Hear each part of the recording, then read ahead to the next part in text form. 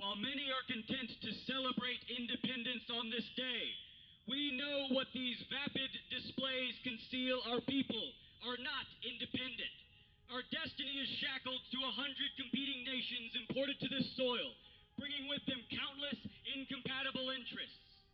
Our homeland has been turned into a squalid arena of profiteers and invaders, overseen by a spineless cast of traitorous politicians.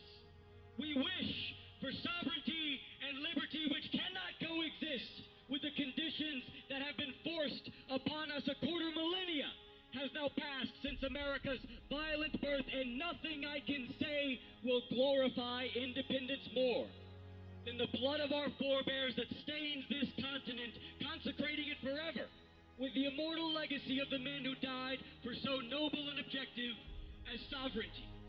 So we stand on the turning of an age and the making or breaking of our nation's destiny, and we must ask ourselves, under the watchful gaze of history, what is to be done? So dire is our circumstance, so extreme is our condition of peril, that the only way to secure our existence is to become all that we aspire to be.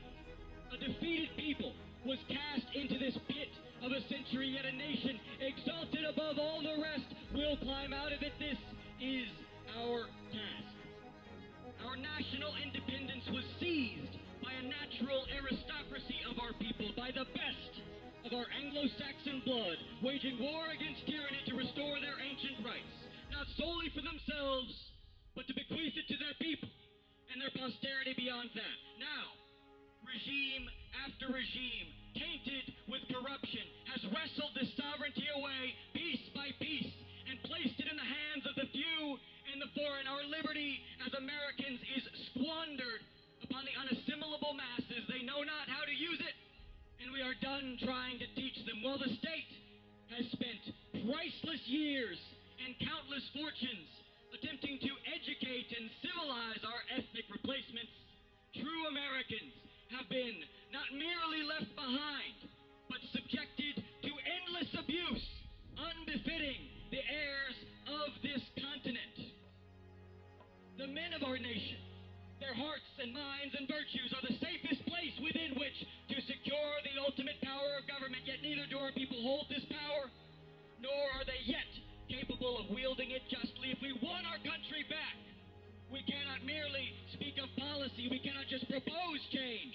We must first impose it upon ourselves. You may read our policy on the calluses of our hands, the scars on our backs, and the sweat of our brow. The future belongs to the men with iron in their blood and patriotism in their heart.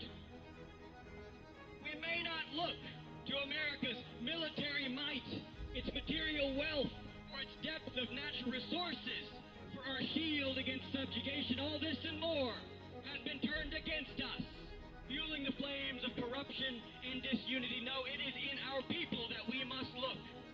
That fealty for liberty that rests only within the blood and spirit of the race which created America and sustains it still, in this and none other lies our salvation. I could list the enemies of our people, from the Jewish cabals to the Mexican cartels, from the African criminals to the homosexual peddlers of vice and exploitation. But I would not desanctify this day further with their description. Their conduct is set, their fates are written. This day is for Americans. It is on our shoulders that the fate of the nation rests. It is our deeds which will bring justice and prosperity. It is our identity which must be reclaimed. We are American, not by edict or ideal, but by blood. Our nation is our creed. Tyranny is so entrenched, corruption is so widespread that we harbor no thought that we will save this nation without America's enemies offering us chance after chance to prove our conviction with deed and action.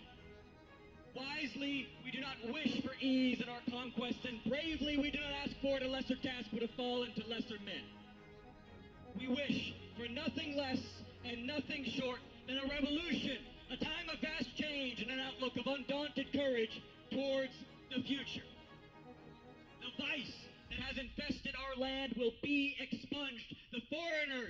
which have invaded our land will be expelled, and the Americans, who have so long suffered the fate of a defeated people, will be saved. We endeavor ceaselessly to reforge the lives of men, to steel them to their purpose, and awaken within them the strength to do what this era demands of them. On this day once more, louder than ever, we declare our resistance as a promise to our people and a challenge to our foes. We renew our pledge upon the altar of this sacred day of eternal hostility against all that which threatens the existence of our people. For the life of our nation!